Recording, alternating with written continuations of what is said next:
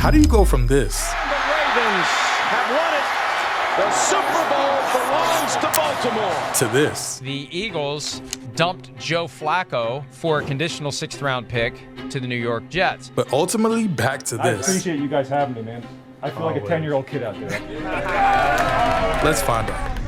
Born January 16, 1985 in Audubon, New Jersey, Joe Flacco grew up in a large family of 6 siblings and developed a passion for sports at an early age.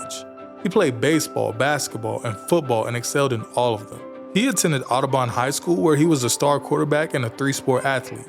He led his football team to 2 state titles and set several school records. He also played in a prestigious Elite 11 camp where he impressed scouts and coaches with his arm strength and accuracy. Flacco decided to pursue his football career in college and enrolled in the University of Pittsburgh in 2003. However, he faced stiff competition from another quarterback, Tyler Palka. What does it mean to you to be the first quarterback ever in history to throw 5 touchdown passes on Notre Dame? I don't really care about stats right now. All I care about is we got to win, and that's... Flacco barely saw any playing time in his freshman and sophomore years and became frustrated with his situation. So, he decided to transfer to the University of Delaware, a smaller school in the Football Championship Subdivision, FCS, where he could showcase his talent and potential. It worked. Flacco made an immediate impact at Delaware and became the starting quarterback in 2006. He led the Blue Hens to 2 consecutive FCS playoff appearances and broke several school records and conference records. He threw for over 7,000 yards and 50 touchdowns in his 2 seasons and earned All-American honors. He also impressed NFL scouts with his size, arm strength, and his poise.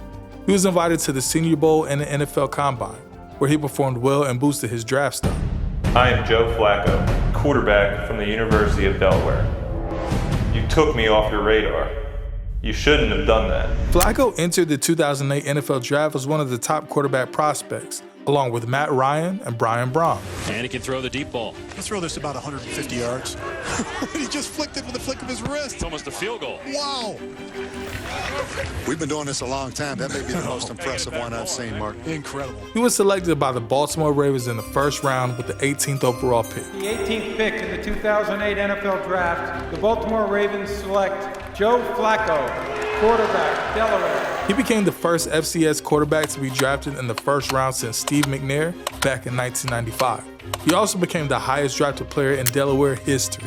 Flacco was expected to sit behind veteran Kyle Baller and learn the ropes in his rookie year, but fate had other plans. Baller suffered a season-ending injury in the preseason, and Flacco was thrust into the starting role. Along with former NFL MVP Rich Gannon, Kevin Harlan, thank you so much for joining us.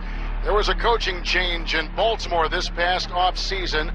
Let go Brian Billick, and in his place, 45-year-old longtime assistant coach John Harbaugh. He has had to navigate his way through a couple of crises, including at quarterback. Gone his number 1 and number 2 quarterbacks because of injury and illness. Now he's down to a rookie quarterback, first start in the NFL, and Joe Flacco. He proved to be ready for the challenge and led the Ravens to an 11-5 record and a playoff berth.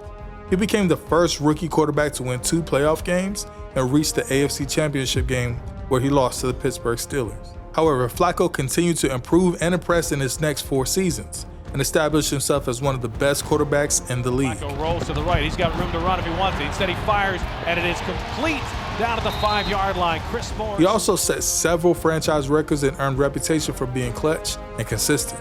However, Flacco's finest moment came in the 2012 season. He would lead the Ravens to a 10-6 record and another playoff berth. He had a phenomenal postseason run where he threw 11 touchdown passes and 0 interceptions, tying the record set by Joe Montana back in 1989. He also outplayed some of the best quarterbacks in the league, such as Peyton Manning and Tom Brady. Flacco stepping up and throwing deep down the far sideline. Caught into the end zone. Touchdown, Jacoby Jones. He would cap off his magical season with a Super Bowl win and MVP award, after throwing for 287 yards and 3 touchdowns in the 34-31 victory over the San Francisco 49ers. And the Ravens have won it. The Super Bowl belongs to Baltimore. Soon after, he would go and sign a 6-year, $120.6 million contract extension with the Ravens, making him the highest paid player in the NFL at that time. All right, are we ready? Can I just do it, or what? Just bang through it, or what? Well, I was thinking of holding you guys up for an extra 5, but yeah. And Joe, you just sign it. I'll date it. Okay. Yeah. Okay. Flacco seemed to have reached the pinnacle of his career and was poised to lead the Ravens to more glory in the years to come. However, things took a turn for the worse after his Super Bowl triumph. He suffered a series of injuries and setbacks, such as tearing an ACL and MCL in 2015, a herniating disc back in 2017, and injuring his hip in 2018. With that, he saw his performance decline. He also faced increasing pressure and criticism from fans, the media, coaching staff, and others who questioned his leadership, motivation, and ability. Those numbers on Joe Flacco are startling. Yeah. They really were. They really were. I didn't realize they were that bad. There are moments now in football games where you think Joe looks old. He looks unable to escape, and then his accuracy is just all over the place because he has no confidence. That's really what it comes down to. I know that sounds like, well, you're not really saying much by saying that, but it's the truth. But hold on. He has to pick it up. Right. But when you're being paid $112 that's million, always the rub with him. Exactly. The most money. See, but when that happens, that was the issue in the beginning when they got it. It raises the expectations. Yeah. So, again, to whom much is given, much is required. And you see that salary, and you see those numbers. I don't know if we could put Unfortunately, Flacco's tenure with the Ravens would come to an end in 2019 when he was traded to the Denver Broncos after losing his starting job to rookie Lamar Jackson. It looks like quarterback Joe Flacco is headed to Denver. According to ESPN's NFL reporter Adam Schefter, the Baltimore Ravens have an agreement in principle to trade Flacco to the Broncos. Oh, I love the people of Baltimore, man. I mean, it's been 11 years, and you come in and you feel one way and you don't know what to expect, and the people warm up to you, you warm up to the people, and to be honest with you, I mean, I can't imagine a better 11 years. He hoped to revive his career in Denver, but his stint there was short-lived and disappointing. He played only 8 games and went 2-6 as a starter before suffering a season-ending neck injury.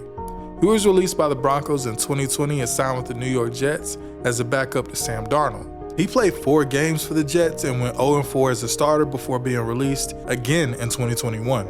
Flacco's career seemed to be over, as he was a 36-year-old quarterback with a history of injuries and poor performances. He was widely regarded as a washed-up and irrelevant player who had no place in the modern NFL. He would go on and sign with the Philadelphia Eagles in 2021 as a third-string quarterback behind Jalen Hurts and Nick Mullins. He would not play a single snap for the Eagles and was traded back to the Jets to back up Zach Wilson. The Eagles dumped Joe Flacco for a conditional 6th-round pick to the New York Jets. Flacco would not resign and essentially was out of the league. All signs were pointing towards retirement for Joe. Until news about Deshaun Watson coming out. He is out. Browns announced Deshaun Watson out for the season. Browns quarterback Deshaun Watson wanted to go season-ending surgery on a broken bone in his throwing shoulder. This led to so many conversations like, wow, what, how, when? He was just playing his best ball.